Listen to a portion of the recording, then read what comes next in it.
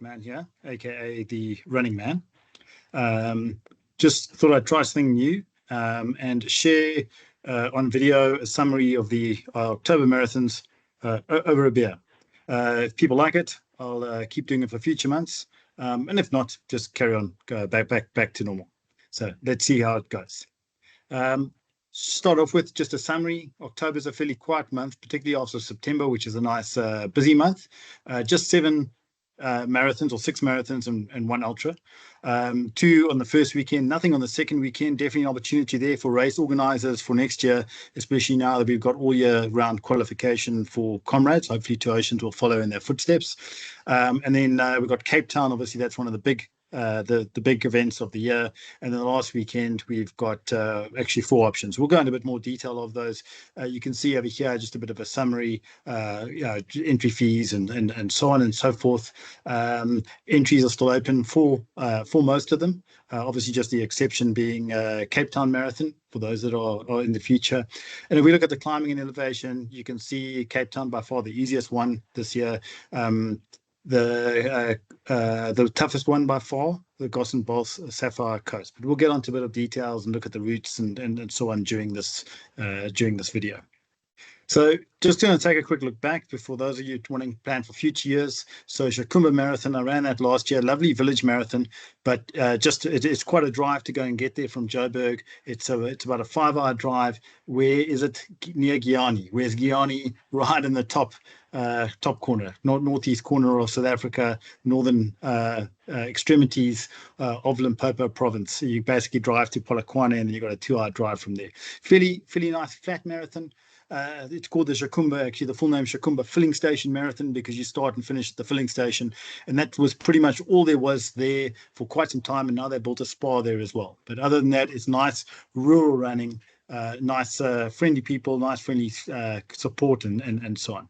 Just to give you a bit of a look and feel, you can expect to have cows roaming the streets with cattle bells. You can expect to get some early morning support from the Chopin customers, some clientele.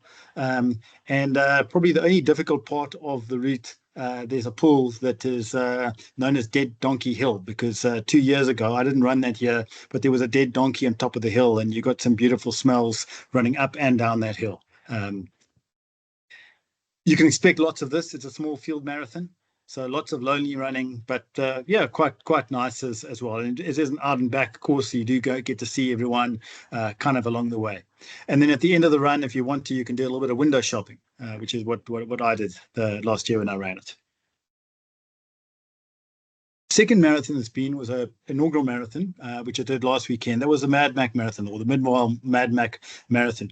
It's in Randval. It's nice, easy to get to, 40 minutes drive from Sandton, a real pleasure, easy parking, easy access. And it's the site of the old Boswell Wilkie Circus. And so they've, the guys from Mayerton, they've themed this around sort of the circus and a clown theme, very successfully, I might say. Was a lot of fun. All the water tables got involved. Even the mayor was there wearing a clown outfit as well. Route profile. So I've done this using mine. Siemens a clown theme, so you can kind of see it. I have made the route profile look significantly more difficult than it is just by the ratios there.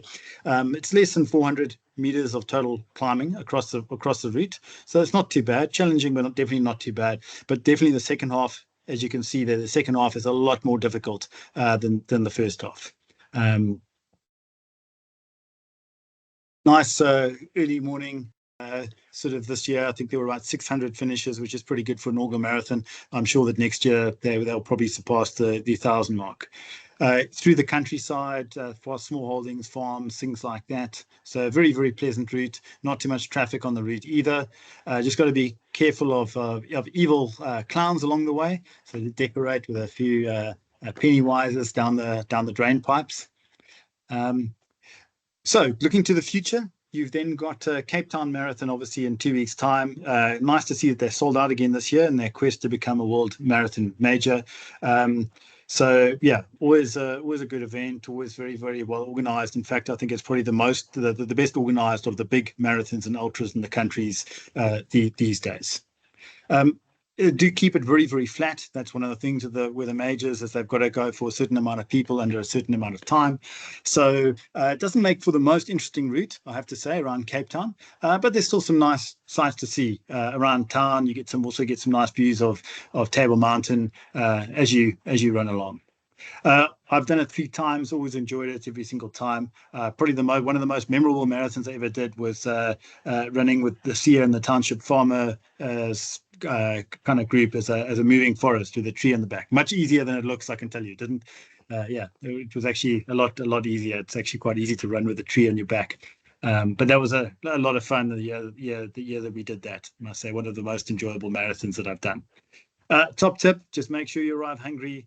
That Woolies table there is well stocked with all the Woolies stuff, and you can pretty much eat your entry fee back if you're not worried about finishing time. And it's got a nice, easy 6.5 hour finishing time for Cape Town as well. So if you're not worried about time, yeah, you can definitely score at the Woolies table.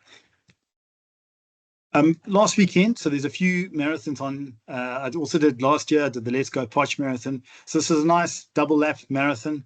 Nothing fancy about it. Potchefstroom is not the most scenic place in the world.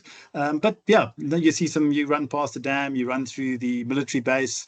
So you get to see a bit of interesting sights and so on. Double lapper as well, but very, very flat.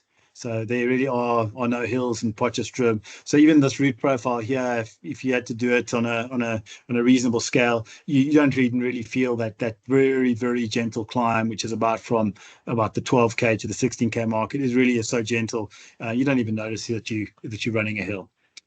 Yeah, nice, easy access. You can either drive through in the morning. It's about an hour and a half drive, something like that from Joburg, depending on where you stay.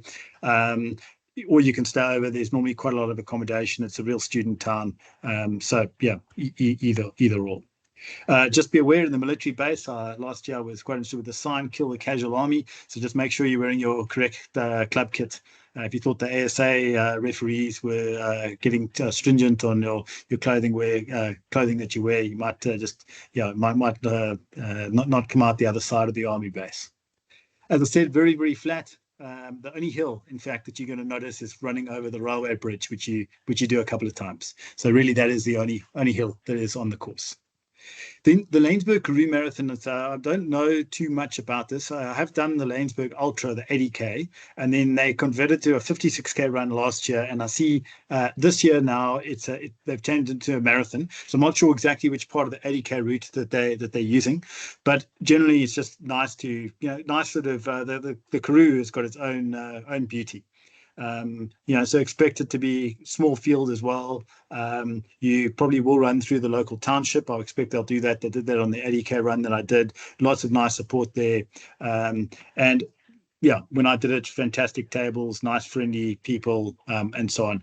It is about 4 hours out of Cape Town, so it is fairly hard to get to. So if you're going from up country, you probably have to fly down to Cape Town, hire a car, 4 hour drive up. But definitely well worth doing for just something different. And definitely Cape Townians looking for something different. You can also you're pretty sure to get out of the rain. And every time I've been down in Cape Town recently for a run, it's rained. Like recently at the Bloberg Marathon, definitely you are. I won't say guaranteed, but you're almost guaranteed to have no rain in the middle of the Karoo. So yeah, you can get those Cape Townians looking to get a bit of sunshine and a tan. Look out for the Laingsburg Karoo Marathon. But then your only ultra of the month is the 48K Run for Cancer. That's in Polokwane. So basically, you catch a bus out on the R74 towards Johannesburg.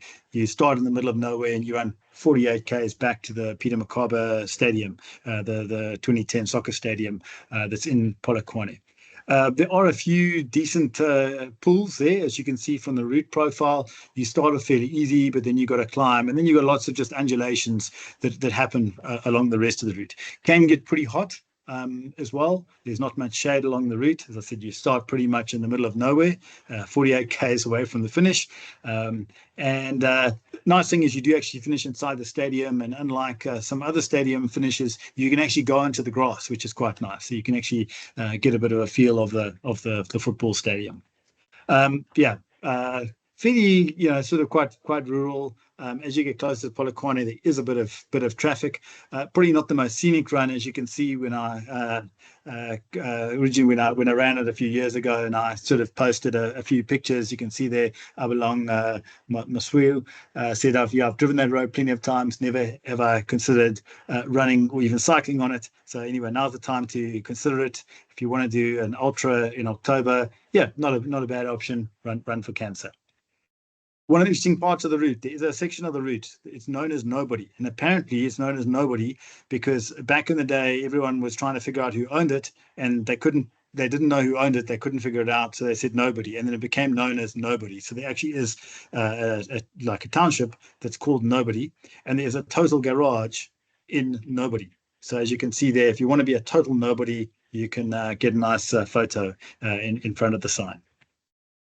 Your last option in October is the Gossenbach Sapphire Coast Marathon. So when I ran it, it was a bit different. It was still a point to point then. It's now a sort of, a circular / out and back type route. Now, looks can be deceiving. This might not look like the toughest route out there, but this route's got about 850 meters of climbing along it, which is quite significant if you consider Soweto is just under 600. So you do a lot of climbing. It's obviously there's popular diving spots there. People go looking for sharks, and I think when I ran it, I said that it's actually the route is like running like it's got like a route similar to the teeth of a ragged tooth shark, where literally you're just going up and down the entire time. Can also be very, very humid. There, you're sort of in the subtropics, but very, very nice scenery. Generally, decent crowd as well of runners, so you're not going to get lonely along the route. Nice seaside views as well that you can get. Hopefully, a bit of a sea breeze to counter that humidity. So anyway, that is your October options. So yeah, as I said in the beginning, this is just a bit of an experiment. Let me know what you think. If this is something that's useful, I'll do it again. I'll do one for November, do one for December. Any questions, any comments, any improvements, any suggestions, feel free to hit me up on social media or on my blog. It's Running Man with two N's. If you Google or search that, you're pretty sure that you're going to find me out there. Great. And anyway, I've got a few more sips left of my beer, and then it's probably time for another one. Look forward to seeing you on the road sometime.